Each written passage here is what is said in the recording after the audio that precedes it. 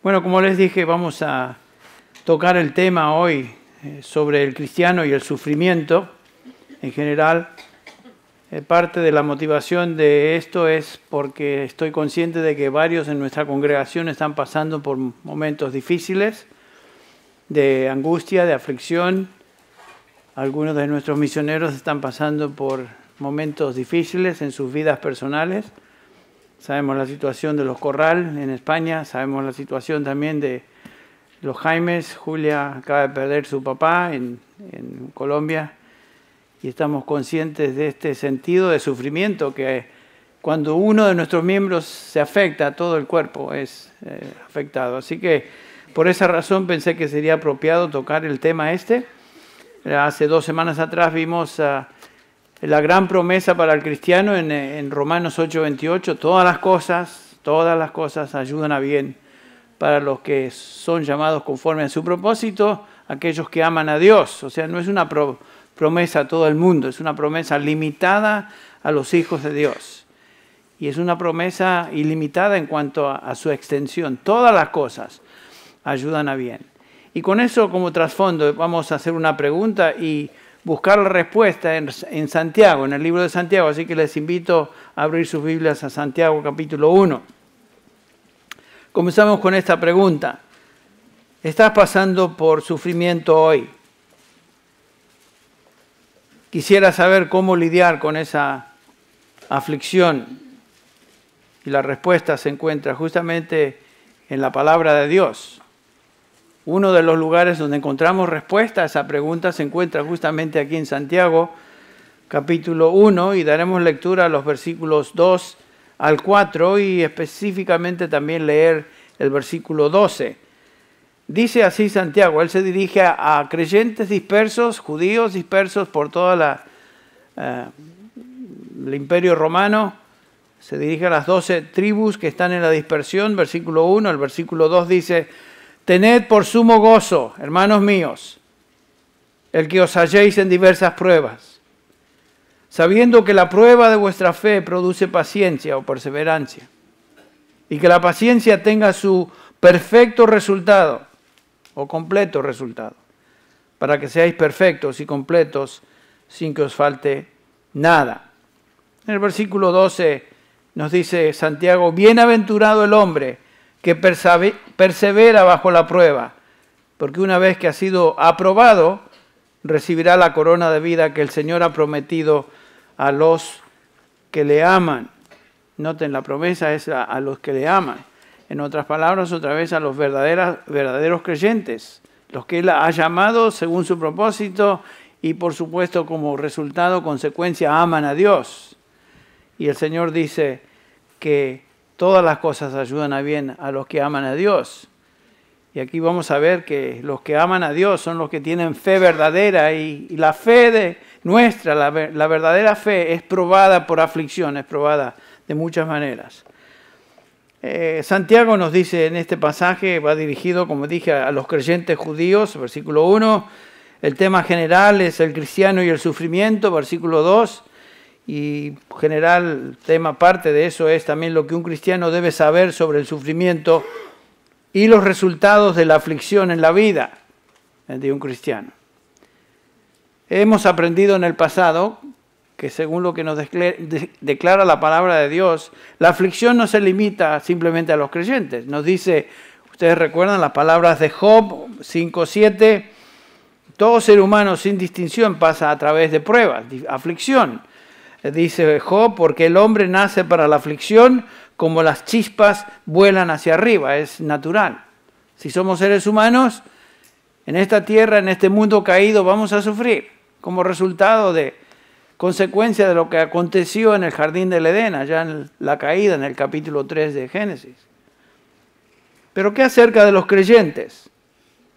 Algunos piensan que cuando uno llega a Cristo, tal vez de alguna manera Dios Padre los exime de ciertas pruebas, ciertas aflicciones, y vemos que no es así.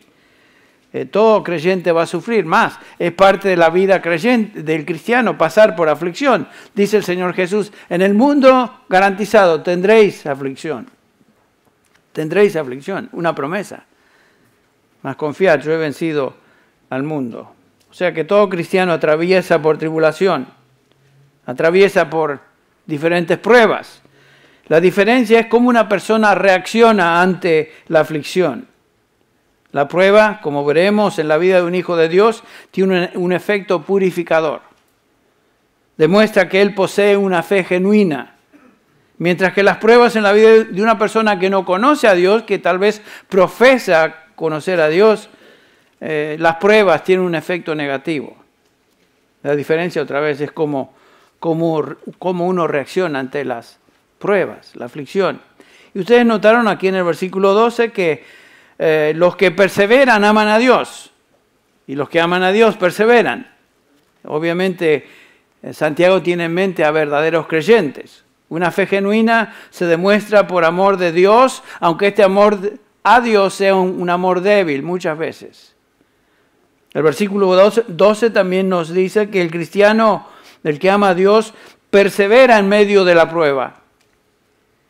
Como el creyente Job, sale victorioso y pasa por ese examen de su fe. En otras palabras, la fe de un hijo de Dios no se destruye por las pruebas que él sufre en esta vida. No, él permanece firme hasta el fin. ¿Por qué? Porque Dios es por nosotros. Claramente nos dice Pablo, si Dios es por nosotros, ¿quién contra nosotros? ¿Y qué contra nosotros? No importa lo que venga. Sabemos que el poder de Dios Padre está por nosotros. Sabemos que Dios Hijo intercede por nosotros. Y sabemos también, según Romanos 8, que el Espíritu Santo intercede por nosotros. Noten, la Trinidad está a favor nuestra. Si Dios es por nosotros, Padre, Hijo, Espíritu Santo, ¿quién contra nosotros? Esa es la idea. Dios garantiza la seguridad eterna de cada uno de sus hijos y su perseverancia en la fe. Dios es fiel en guardar a los suyos y los suyos, por su parte, perseveran en la fe. El que comenzó la buena obra en vosotros, Pablo lo dice claramente, la perfeccionará hasta el día de ¿qué? Hasta el día de Jesucristo. Entonces, una pregunta que trataremos de contestar hoy es la siguiente. ¿Cómo podemos perseverar en medio de las pruebas y obtener el máximo provecho de estas pruebas? Sí vamos a perseverar si somos hijos de Dios, pero ¿cómo enfrentarnos a las pruebas?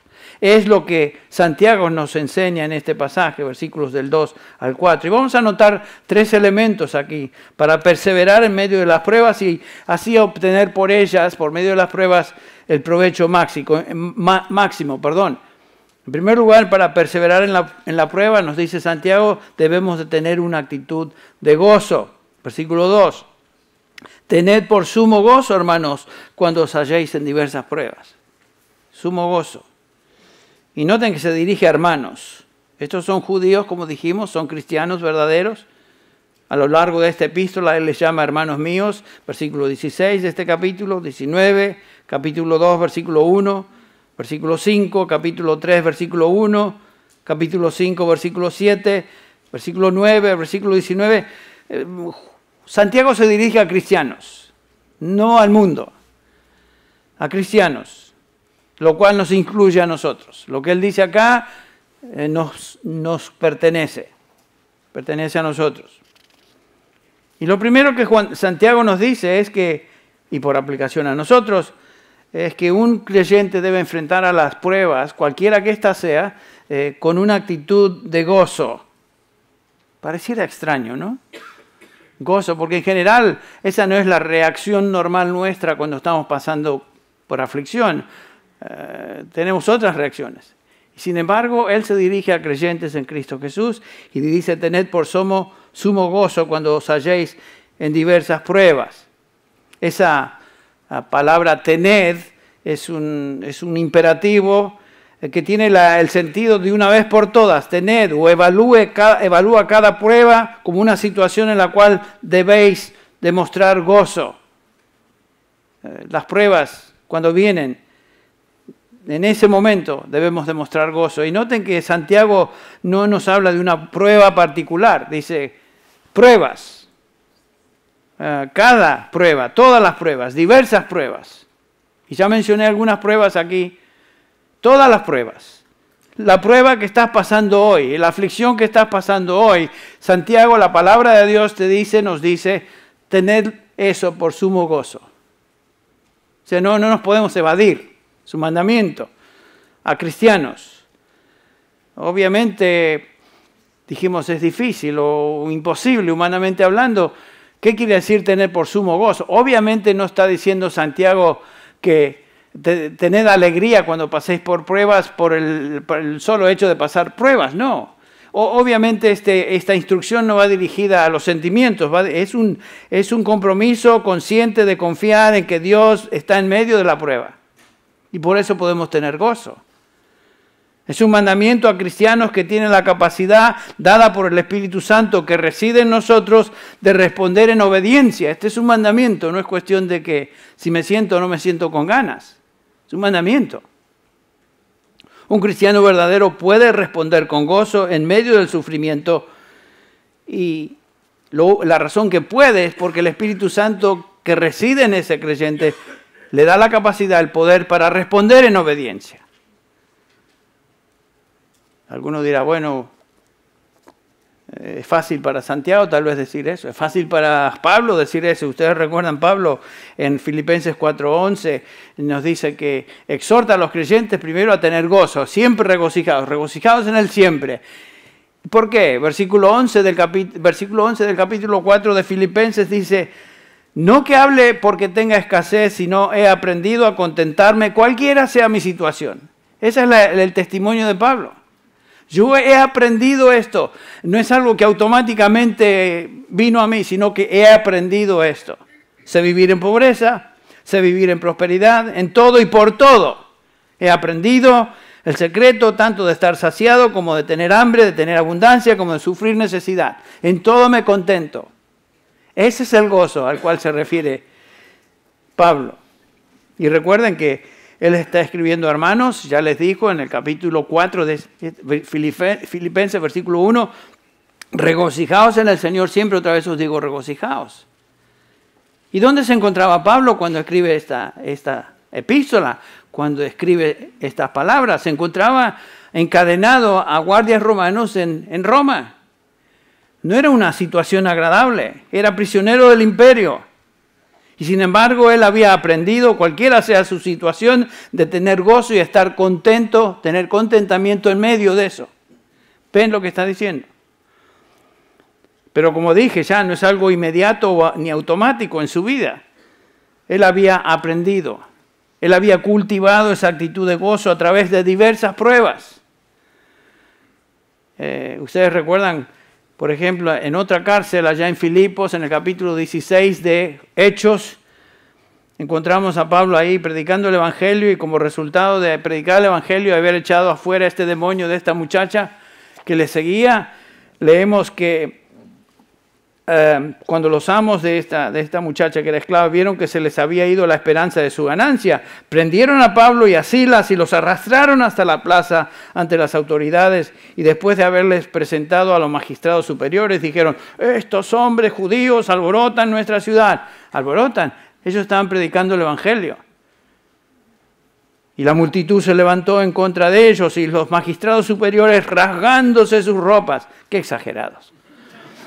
Ordenaron que los azotaran con varas y después de darles muchos azotes, le dieron una paliza a los dos que los dejaron pobrecitos.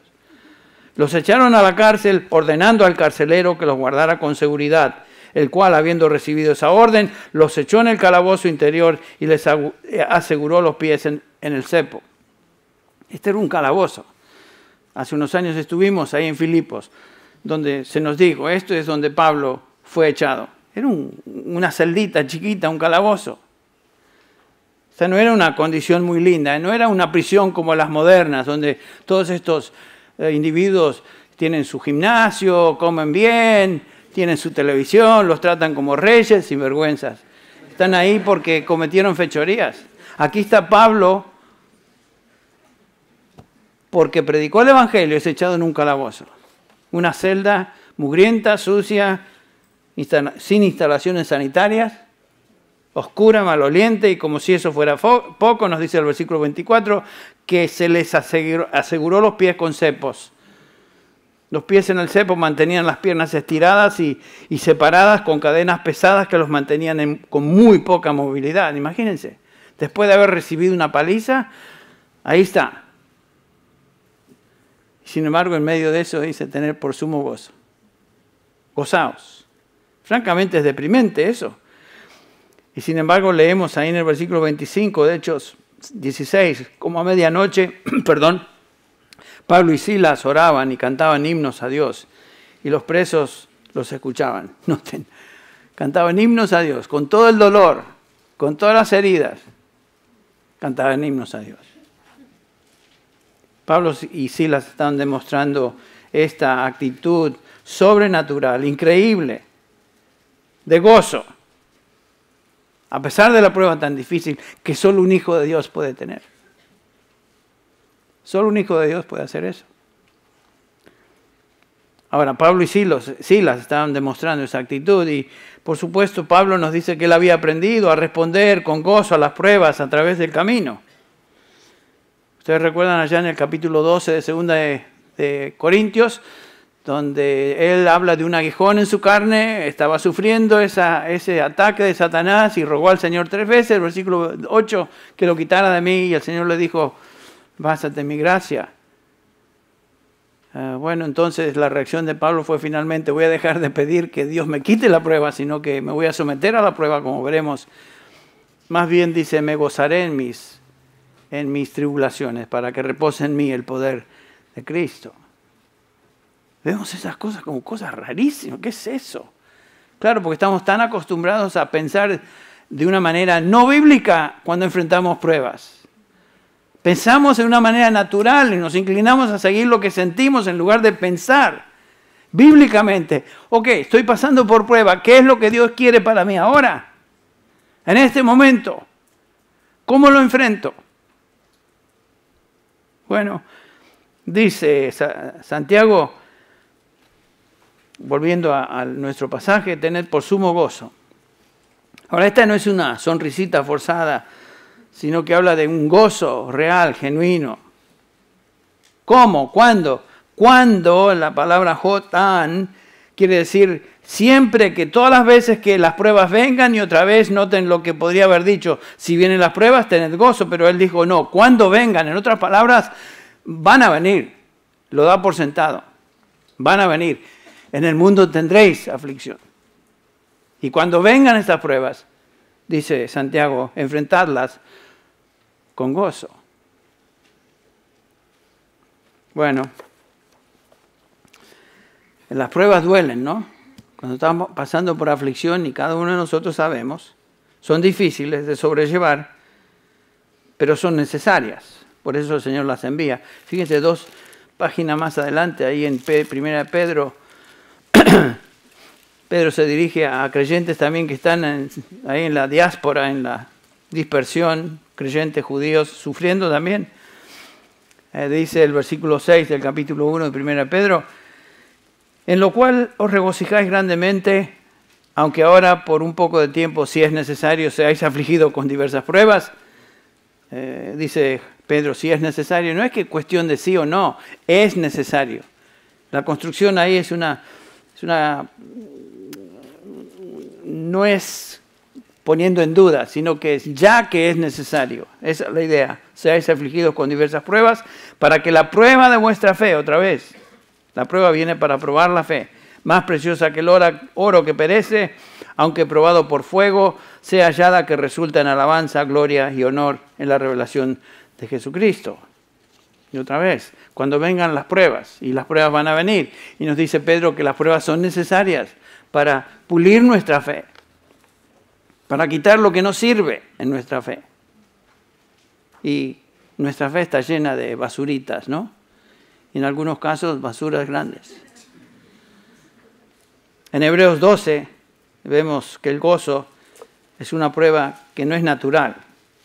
Nos dice el autor de Hebreos en el capítulo 12, el versículo 11, al presente ninguna disciplina, ninguna prueba, ninguna aflicción, pudiéramos agregar ahí, parece ser causa de gozo, sino de tristeza. Claro, la reacción normal es tristeza. Sin embargo, a los que han sido ejercitados por medio de ella, les da después fruto apacible de justicia. Es una actitud que debemos aprender. Gozarnos cuando enfrentemos varias pruebas. No porque las pruebas en sí sean algo lindo o que traigan alegría, sino porque Dios está llevando a cabo una obra santificadora por medio de esas pruebas. Esa es la idea. Por esta razón debemos gozarnos y lo hacemos expresando nuestra gratitud por cada prueba. Qué difícil es esa parte, ¿no? No solamente gozarnos, sino agregar más, a dar gracias a Dios por eso. Es lo que Pablo le dice a los tesalonicenses. Estad siempre gozosos. Noten, esa es la actitud continua. Qué difícil es vivir una vida de continuo gozo y sin embargo esa es la exhortación. Orad sin cesar y luego dice el versículo 18, dad gracias en todo. ¿Por qué? Porque esta es la voluntad de Dios para vosotros que estáis en Cristo Jesús. El mandamiento es de gozarnos siempre en cada situación, orando cuando pasamos la prueba y no dando gracias a Dios por la prueba. Eso es una demostración de fe y confianza en Él. Dar gracias a Dios. Viene de su mano. Es para nuestro bien. Todas las cosas ayudan para bien. Inclusive esta prueba que estamos pasando en este momento. Hebreos 12 otra vez. Habla de los padres que nos disciplinaban por pocos días, como les parecía, ustedes recuerdan. Pero Dios nos disciplina para nuestro bien, para que participemos de su santidad. Ahí está el punto de la prueba, de la lucha. Es para que participemos de la santidad de Dios. La prueba, la aflicción en nuestra vida siempre tiene un efecto purificador. No es un accidente la prueba en nuestra vida si somos hijos de Dios. Dios la envía para purificar nuestra fe. El Señor Jesús, antes de partir, le dice a sus discípulos, ustedes recuerdan, estaban tristes porque Él les dijo que iba a partir. No entendían. Y leemos ahí en Juan 16:20, en verdad os digo que lloraréis y os lamentaréis, pero el mundo se alegrará, estaréis tristes, pero vuestra tristeza se convertirá en alegría. Y después da esta ilustración, ustedes recuerdan, así como la mujer que está para dar a luz tiene aflicción, y todos sabemos que toda mujer está contenta de recibir a un hijo que viene, pero sabemos que el momento llega y tiene aflicción. Yo no entiendo esa aflicción. Reconozco que sí duele porque dice la palabra de Dios que duele y yo estuve ahí cuando nacieron ambos hijos, con Bárbara. Y yo la veía sufrir y digo, madre mía, ¿cómo puede pasar una mujer por esto? Y las lágrimas. Ustedes recuerdan si han estado ahí. Y después viene el médico con esta aguja para ayudarle. ¿Se acuerdan? Es el epidural, le dicen que le meten atrás para darle anestesia, qué sé yo qué. Este loco la va a matar. Traía un aguijón así. Y después que era como nace el bebé y ¿qué pasa? Se olvida del dolor. ¿No es cierto? Porque dice Jesús, cuando la mujer está para dar a luz tiene aflicción, porque ha llegado su hora, pero cuando da a luz al niño ya no se acuerda de su angustia. ¿Cuántos de ustedes se acuerdan de su angustia cuando tuvieron a sus bebés? ¿No se acuerdan? Pueden pensar, sí, me duele, pero no se acuerdan. ¿Por qué? Porque han traído a luz un hijo. Y eso es alegría, motivo de alegría. Por tanto, dice Jesús, ahora vosotros tenéis también aflicción, pero yo os veré otra vez y vuestro corazón se alegrará y nadie os quitará vuestro gozo. El punto es que pasamos por aflicción, pero no debemos detenernos en ese momento, tenemos que pensar en lo que viene después de la aflicción. Y a la luz de lo que el Nuevo Testamento nos enseña, hay una relación estrecha entre la aflicción y la gloria venidera. Aflicción, sufrimiento y la gloria. Sufrimientos hoy y gloria que viene. Por ejemplo, noten cómo Pablo lo describe ahí en Romanos capítulo 8. Romanos 8. Romanos 8, versículo, comencemos con el 16. El 17. Y si hijos, también herederos de Dios y coherederos con Cristo, Romanos 8, 17. Si en verdad padecemos con Él, a fin de que también seamos glorificados con Él. Noten eso. Padecimiento primero, luego glorificación. Y sigue el versículo 18. Pues considero que los sufrimientos de este tiempo presente no son dignos de ser comparados con la gloria que ha de ser revelada.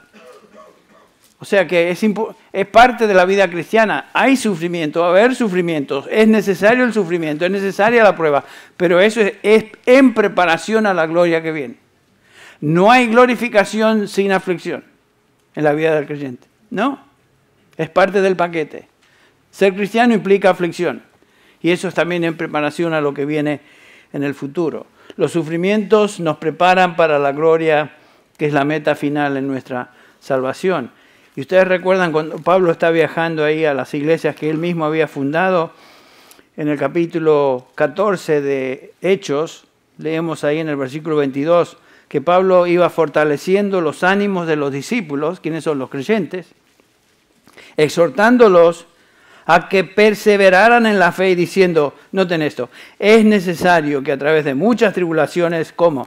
Que entremos en el reino de Dios. O sea, las tribulaciones son parte de la preparación a la gloria. Vamos a entrar en la gloria, pero no sin antes pasar por muchos sufrimientos. La prueba nos acerca al Señor, nos ayuda, nos prepara. Y aquí Santiago nos dice que una actitud que debemos tener en medio de la prueba es una actitud correcta, que es gozo. Y este gozo prepara al creyente para que su fe sea probada, o por medio de esa prueba es probada su fe, y el resultado final será una relación más cercana con el Señor hoy y en el futuro gloria. Y ustedes pueden notar, hermanos, que cuando pasamos por pruebas somos mucho más sensibles a Dios. ¿No es cierto? Nuestra vida de oración es más seria, más comprometida. Todos estos días hemos escuchado de necesidades de ustedes, hermanos, de los Corral, y que de alguna manera nos volcamos a la situación y pensamos en ellos y las necesidades de otros hermanos aquí en esta congregación sufriendo, y eso nos mueve a orar, ser más sensibles a las cosas de Dios, ser más sensibles a las necesidades y a la aflicción. Y comenzamos a escudriñar las Escrituras con mayor empeño, buscamos la respuesta a esa condición en su palabra. Eso es para bien. ¿Ven? Asistimos a la iglesia, escuchamos la predicación de su palabra con un sentido de anticipación. Porque aquí no venimos a que se nos entretenga, aquí venimos para escuchar qué Dios dice en su palabra. Y por supuesto, la prueba nos acerca al Señor, que es la fuente de todo gozo. En 2 Corintios, otra vez, me refiero a ese pasaje, Pablo pidió al Señor, quítame de esto, esta aflicción, ese aguijón en la carne, y el Señor me dijo, no, bástate mi gracia, pues mi poder se perfecciona en la debilidad. Por tanto, ¿se acuerdan? Muy gustosamente, dice Pablo, me gloriaré más bien en mis debilidades para que repose sobre mí el poder de Cristo. Me estoy gozando en el dolor. Eso no tiene... La gente del mundo no entiende eso. Porque cuando soy débil, dice, entonces soy ¿qué? Fuerte. El Señor está demostrando su poder. Todo lo puedo en Cristo que me fortalece. Por eso Pablo podía decir eso. La prueba entonces se convirtió en un medio de bendición y regocijo. Y se acercó al Señor en oración, como dice el versículo 8, pidió al Señor, el Señor dijo, mira, yo te voy a sostener, pero por mi gracia en medio de la prueba. No te voy a quitar el aguijón. Su vida cobró un sentido de satisfacción en reposar, descansar en el Señor. La prueba causó en Pablo humildad, que es la razón por la cual la prueba vino, para que no me exaltase de sobremanera. El Señor envió esta prueba. ¿Y saben qué? El Señor envía pruebas a cada uno de nosotros con propósito. Hay cosas que Él está tratando de pulir en nosotros. Hay cosas que no entendemos hasta que la prueba viene.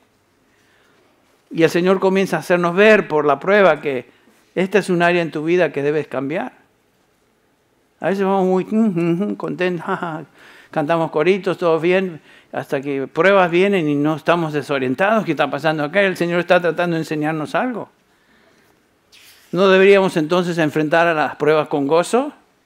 Es lo que está haciendo aquí Santiago. Esto es lo que Dios nos manda en su palabra hacer. Y Pablo nos enseña cómo vivir con gozo en la vida cristiana. No un gozo porque todo va bien y las circunstancias son placenteras, lo vimos. No, sino un gozo en medio de la aflicción, cualquiera que ésta sea, física, emocional, espiritual.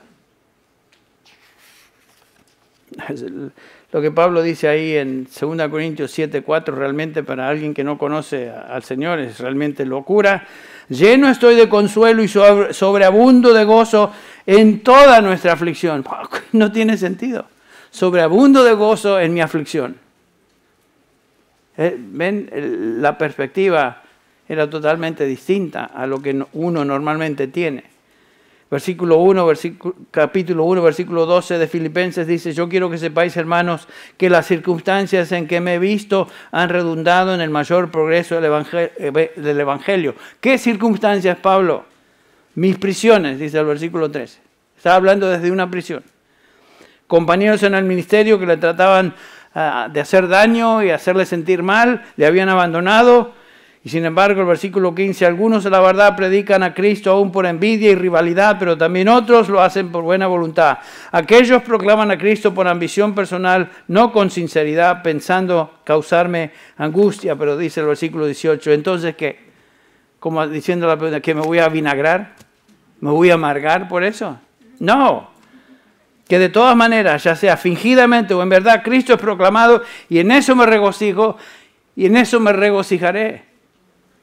Noten esa actitud.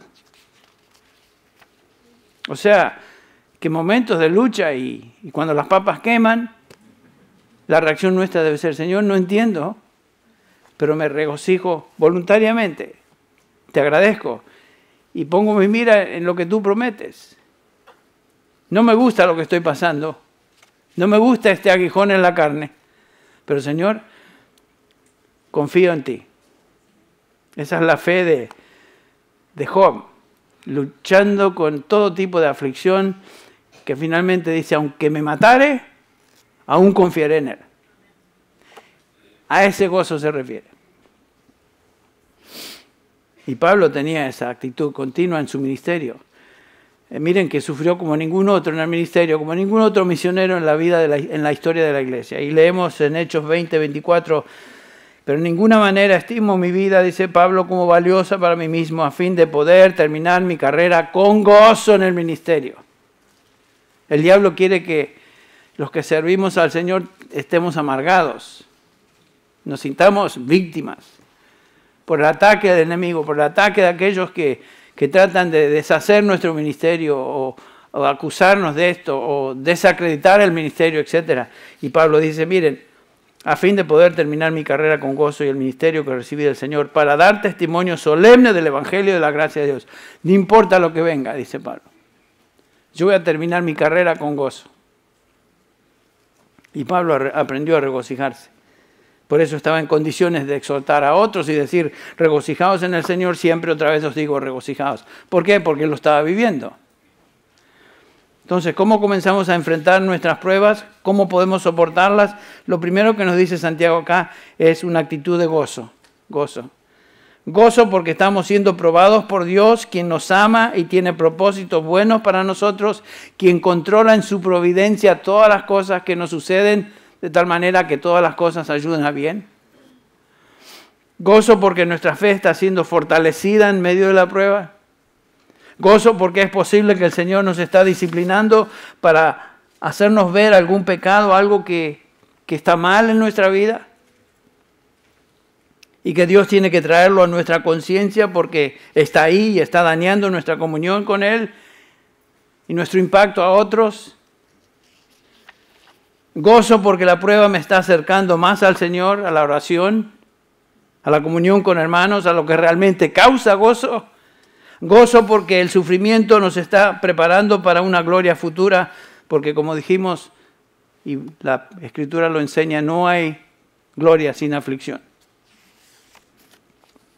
Si no podemos regocijarnos en las pruebas, quiere decir que somos ignorantes de lo que está sucediendo y somos ignorantes del propósito de las pruebas en nuestra vida y estamos demostrando incredulidad y nos encontramos espiritualmente desubicados. Y el Señor está tratando de ubicarnos y a menudo lo hace por prueba. Entonces el gozo es la primera actitud para enfrentar la prueba. Pero veamos un segundo punto que Santiago nos enseña acá. Hay ciertas cosas que debemos saber. El versículo 3 comienza diciendo, sabiendo que Hay ciertas cosas que debemos saber.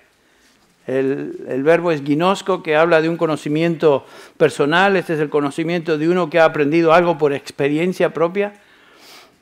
Si vamos a perseverar en la prueba, hay un grado de conocimiento que nos ayuda a entender ciertas cosas.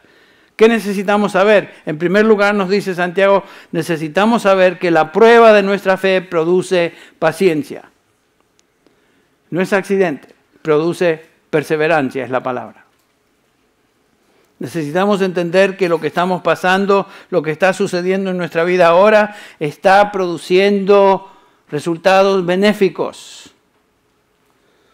Nuestra fe está siendo probada para demostrar que es una fe genuina. Estoy soportando la prueba y en lugar de retroceder y abandonar mi fe y colgar los botines, perseveramos. Estoy creciendo. Me estoy dando cuenta que Él, Dios, es todo en mí, en mi vida. Necesito su gracia, que es suficiente, y me doy cuenta que le amo y amo su palabra. Todo eso es bueno. Eso es para bien. Esa palabra prueba aquí en el versículo 3 es la palabra dokimion, que quiere decir evidencia. La prueba, la aflicción en nuestra vida produce evidencias de perseverancia. Evidencias de perseverancia. Esto es lo que la palabra paciencia, hupomone, quiere decir. Perseverancia. Tenacidad de espíritu, resistencia, se mantiene en pie en medio de la presión, esperando ser liberado por el Señor. Se mantiene, así como Job se mantuvo. El diablo trató de destruir su fe de todas maneras, emocional, física, económicamente hablando. Y sin embargo dice Job, aunque me matare, aún confiaré en él. Esa es la actitud de un creyente, esa es la fe de un verdadero creyente. No se destruye en la prueba, en la aflicción, todo lo contrario. Sale de la aflicción, confía en el Señor. ¿Por qué? Porque al fin y al cabo el que está detrás de eso es el Señor. El que comenzó la buena obra sigue perseverando, trabajando en él, perfeccionando.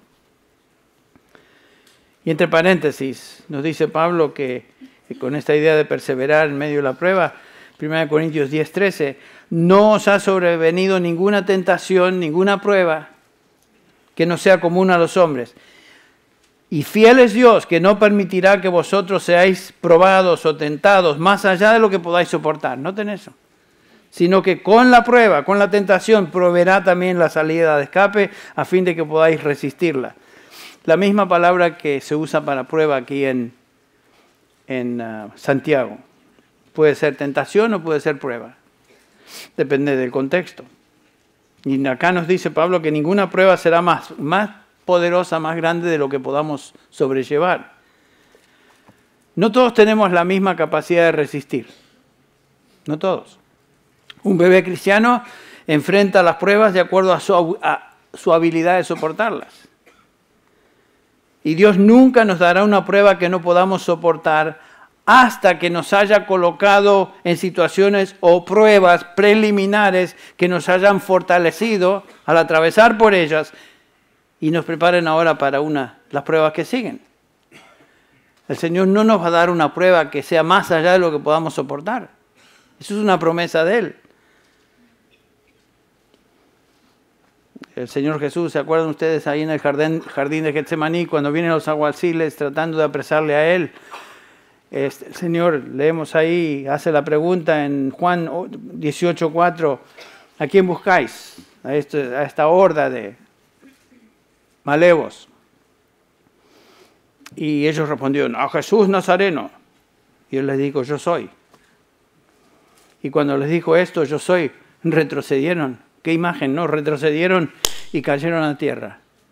Qué poderoso habrá sido ese encuentro de Jesús con esta gente. Y Jesús les volvió a preguntar, ¿a quién buscáis? Y ellos dijeron, a Jesús Nazareno. Y respondió Jesús, os he dicho que yo soy. Por tanto, si me buscáis a mí, dejad y id a estos.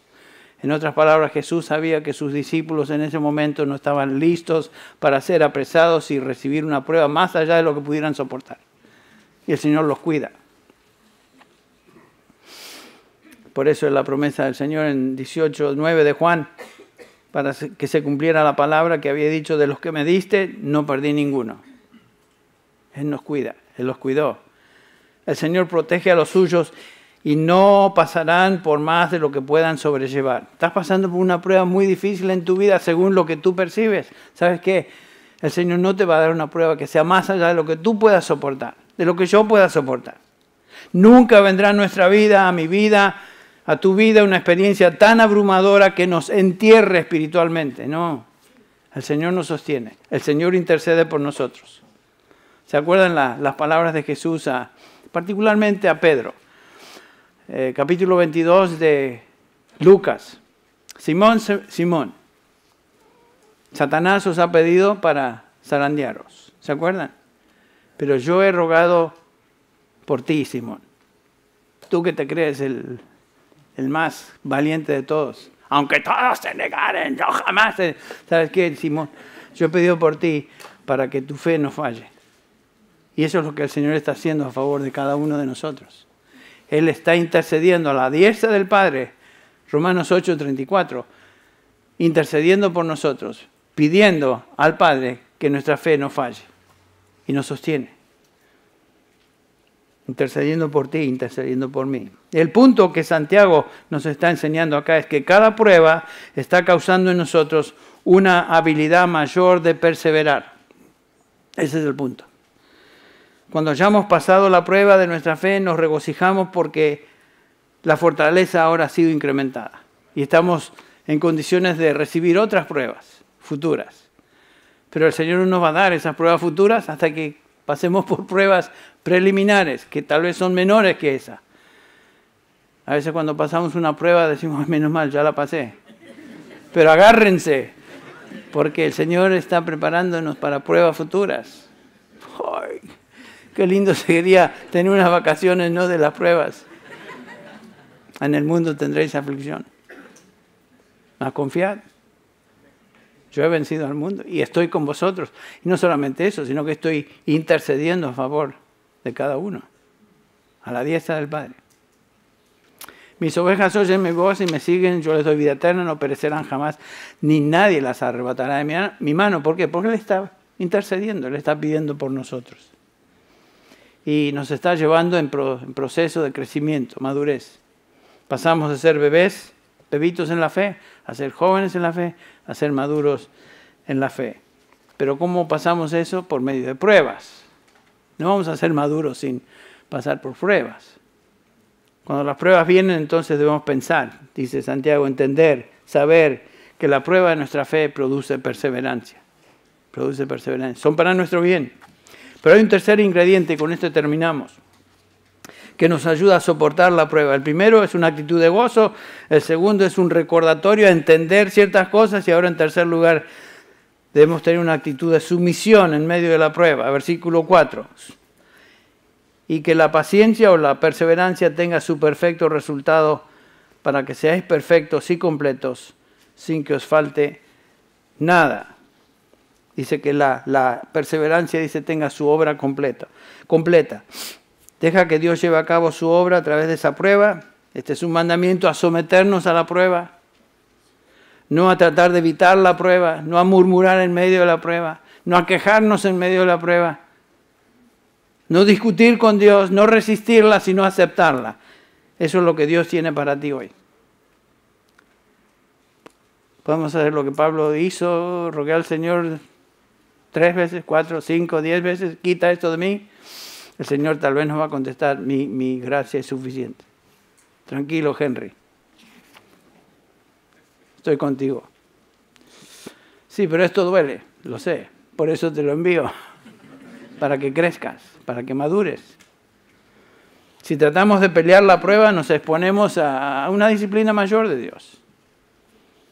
Y que ésta se intensifique. Bueno, la única manera de salir de una prueba es atravesarla, pasar por ella. Es como pasar a través de un túnel cuando vamos en tren. No hay salidas laterales. La única manera de ver la luz al otro lado es pasar por el túnel. Lo mismo con las pruebas. Lo mismo con las pruebas. Deja que la perseverancia, dice Santiago, tenga su obra completa. Dios dará su salida a su tiempo, aunque estemos en el túnel. Y la obra completa, teleón, se refiere a madurez espiritual. Tiene la idea de virtud espiritual, equilibrio espiritual, justicia, estabilidad. Gálatas 4:19 nos dice el apóstol Pablo acerca de estos creyentes: hijitos míos, por quienes de nuevo sufro dolores de parto hasta que Cristo sea formado en vosotros. Esa es la idea de madurez. Ser como Cristo equivale a ser completo, maduro. Y hacia esa meta nos dirigimos más. Nos dice Pablo que fuimos predestinados para ser conformes a la imagen de su Hijo. Romanos 8:29. Las pruebas me están llevando hacia la madurez. No podemos evitar entonces eso. Tener gozo, saber que nos están fortaleciendo y finalmente nos llevarán a la madurez espiritual, conformidad completa a Cristo Jesús. Santiago dice, hasta que seáis completos, hasta que nada os falte.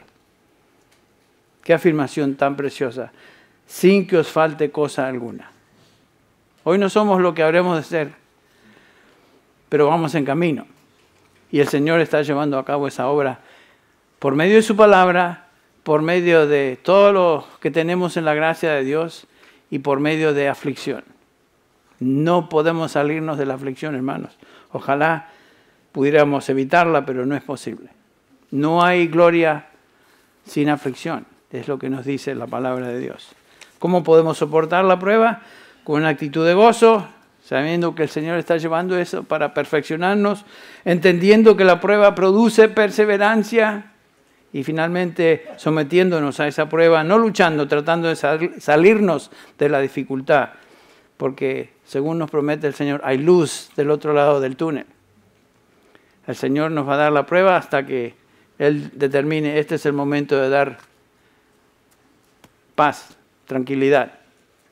Y salir de esa prueba hasta que venga la que viene.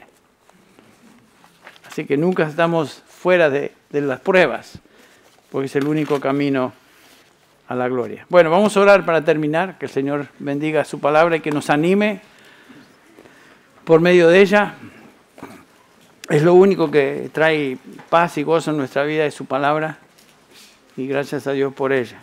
Vamos a orar para terminar. Terminando, aquí a mi mano de izquierda va a haber unos hermanos dispuestos a hablar, conversar con usted si usted tiene una pregunta específica en cuanto a la vida cristiana, en cuanto al crecimiento, en cuanto a tu relación con Dios, su relación con Dios. Acérquese a mi mano izquierda a los que estarán ahí esperándole. Padre, te damos gracias una vez más esta mañana por tu palabra y por la promesa que tenemos ahí en Santiago. Ayúdanos, Padre, a tener una actitud de gozo. Ayúdanos, Señor, a ver que la prueba es el medio que tú utilizas para ayudarnos a perseverar y finalmente para darnos conformidad a Cristo Jesús, o sea, madurez. Te alabamos en esta mañana, Padre. Gracias por tu palabra, gracias por tu Espíritu que nos enseña. En el nombre de Jesús pedimos estas cosas. Amén.